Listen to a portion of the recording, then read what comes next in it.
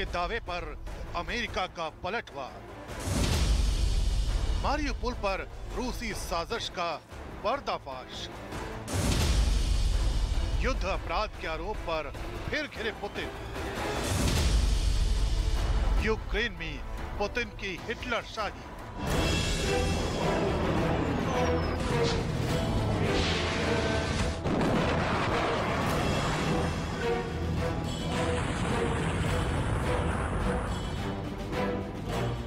क्या मारियुपोल पर पुतिन ने कब्जे की झूठी कहानी गढ़ी है? क्या चेचन लड़ाकों ने जंग की सच्चाई पर पर्दा डाला है?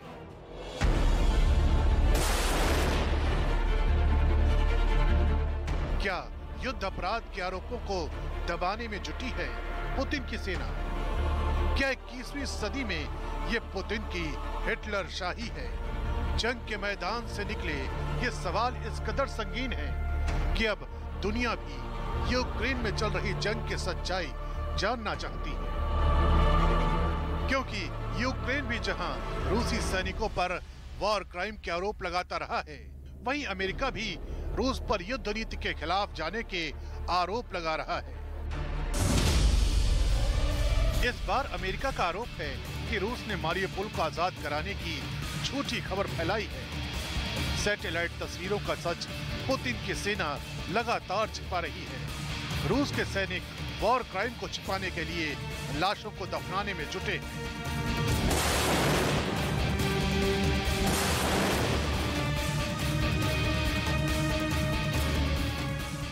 यही नहीं, रूसी सेना की बर्बरता का जिक्र करते हुए मारियुपोल के मेयर ने इसे 21वीं सदी का सबसे बड़ा वॉर क्राइम बताया है। इतना ही नहीं, मारियुपोल के मेयर ने पुतिन की तुलना हिटलर के उस नरसंहार से कर दी है जिसे दूसरे विश्व युद्ध के दौरान यहूदियों और गुलामों के साथ अंजाम दिया गया था।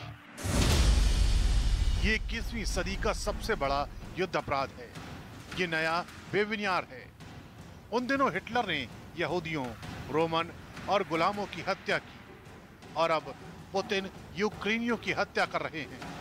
वो मारियुपोल में पहले ही 10,000 नागरिकों को मार चुके हैं। पूरे विश्व को इस पर सख्त प्रतिक्रिया देने की जरूरत है।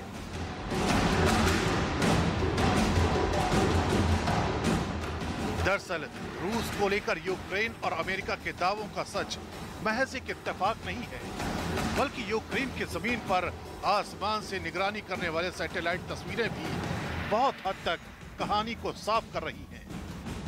दावा किया जा रहा है कि सैटेलाइट तस्वीरों में मारियुपोल के बाहर मौजूद मैनहुश नाम के कस्बे में कब्रगाहों की लंबी कतार दिखाई दे रही है। इन कब्रगाहों को लेकर स्थानीय प्रशासन का दावा है कि रूस ने यहाँ 1-2 नहीं बल्कि 9,000 आम नागरिकों को इसलिए दफनाया है ताकि सच पर पर्दा डाला जा सके। मैनहुश कस्बे में मिलिट्री के अपराध को छिपाने की कोशिश की जा रही है। नागरिकों की लाशों को शहर से बाहर ले जाकर मैनहुश में दफनाया जा रहा है। जाहिर है यूक्रेन में हालात ऐसे हो चुके हैं कि रूसी सेना पर सवाल भी उठने लाजमी है, क्योंकि दिन ब दिन जंग के मैदान से जो तस्वीरें सामने आ रही हैं, वो न सिर्फ रूस के दावों की हकीकत सामने ला रही हैं, बल्कि इस बात की आशंकाएं भी मजबूत हो रही हैं कि यूक्रेन के खिलाफ जंग को जीतने के लिए पुतिन ने किन किन मोर्चों पर गहरी साजिश को अंजाम दिया है।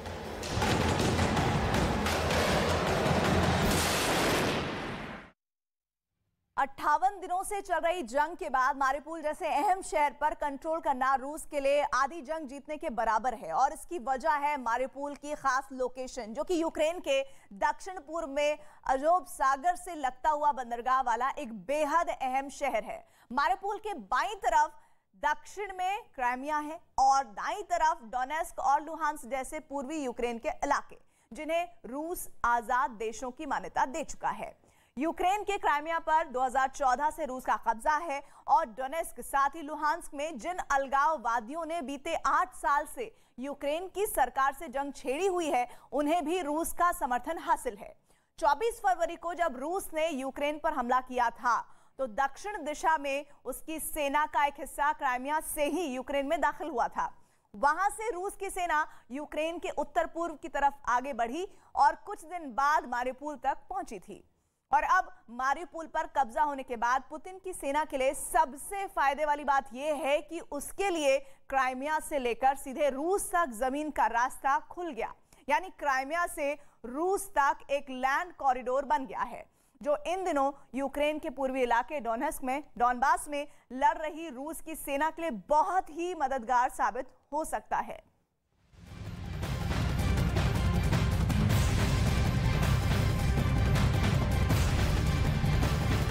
और महायुद्ध में खंड खंड हो चुके यूक्रेन की तस्वीरें पूरी दुनिया देख रही है, लेकिन इस युद्ध की कीमत रूस को किस हद तक चुकानी पड़ रही है उसका सबूत अब धीरे धीरे सामने आ रहा है। ब्रिटिश मीडिया ने रूसी सीमा के अंदर की तस्वीर जारी की है। दावा है कि इस तस्वीर में रूस को हुए नुकसान का सबसे बड़ा सबूत मौजूद है।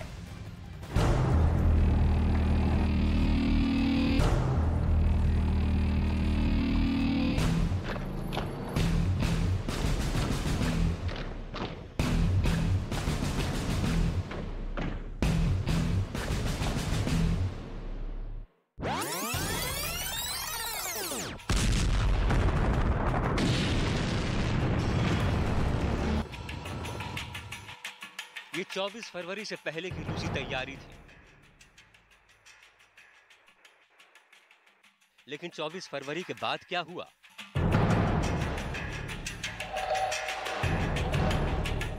चौबीस फरवरी 2022। 24 फरवरी के बाद यूक्रेन के आसमान में पुतिन के फाइटर विमानों का बेड़ा उतरा और जमीन पर रूसी टैंक गरजने शुरू हो गए।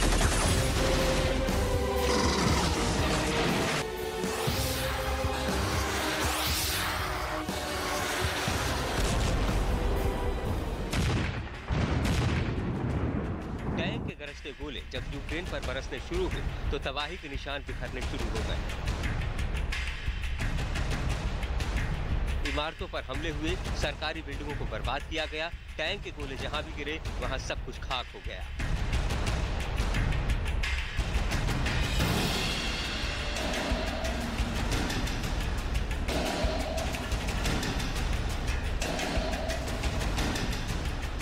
जहां कुछ नहीं था वहां इन गोलों ने जमीन में गहरा गड्ढा बना दिया। लेकिन जैसे जैसे युद्ध आगे बढ़ा, धीरे धीरे रूसी टैंकों की ये गर्जना कम होती गई और इनकी जगह ले ली रूस की बड़ी बड़ी मिसाइलों ने।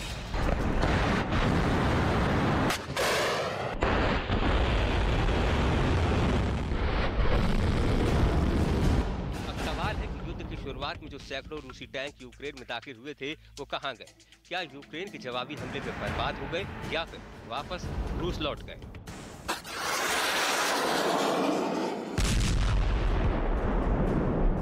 इन सवालों पर इन दिनों यूरोपीय मीडिया में खूब चर्चा हो रही है।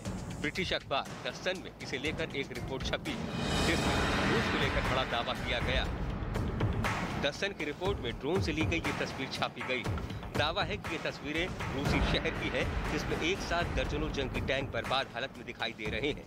दावा है कि 24 फरवरी से पहले तक इस जगह पर कुछ भी नहीं था, लेकिन मार्च का आधा महीना बीतते बीतते यहाँ रूसी टैंकों का कब्रिस्तान बन गया।